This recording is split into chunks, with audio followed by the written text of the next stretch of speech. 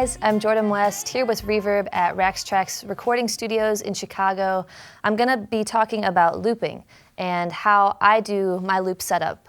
Today, mostly, we're gonna be looping vocals and layering those. I also have this SPD1 percussion pad from Roland, which is kind of fun.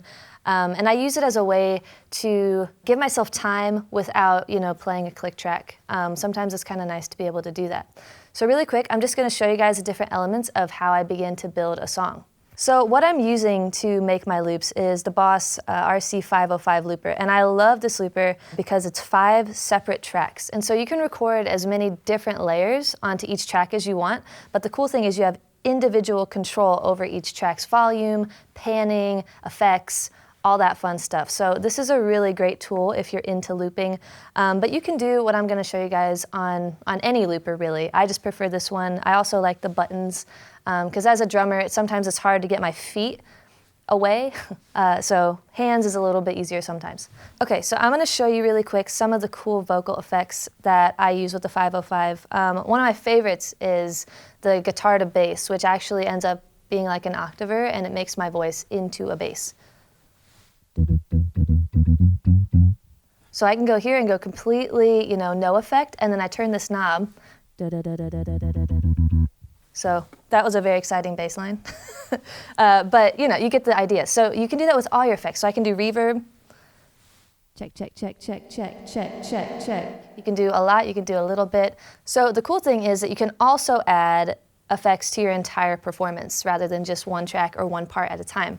And on the right side here, you've got your full track effects. So you've got beat repeat, which is kind of cool, and it kind of slices up your song that you got going on, and it's almost like you can play DJ. You can do lo-fi, you can do filtering, you can do sweeps. You can also do like little one-shots. You can just record like a tiny little blurb and then play it like a drum, like a sample pad. That's cool too.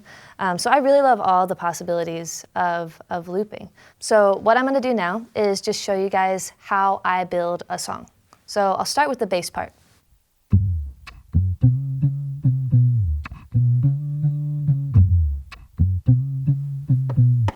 So, super low voice, super easy to do, really quick. All you want to make sure is that you're just hitting it right on the downbeat and then hitting it again when you want it to stop, and that's it.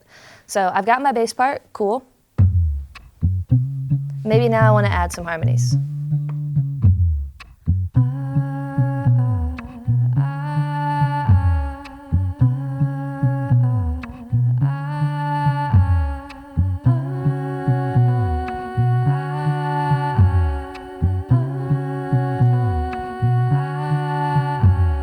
Pretty simple once again. I'm just making sure that I'm not adding too much. I think that the tendency for like me when I started looping was I wanted to add a million harmonies to everything and like a million rhythms, and it just kind of cluttered it up. So my focus now is making it really simple, really clean, and something that you can execute easily if you're gonna do it live. And then once I have that, I can start adding some percussion. Since I can add an instrument and a mic into this, I start adding electronic stuff like the sounds from this pad.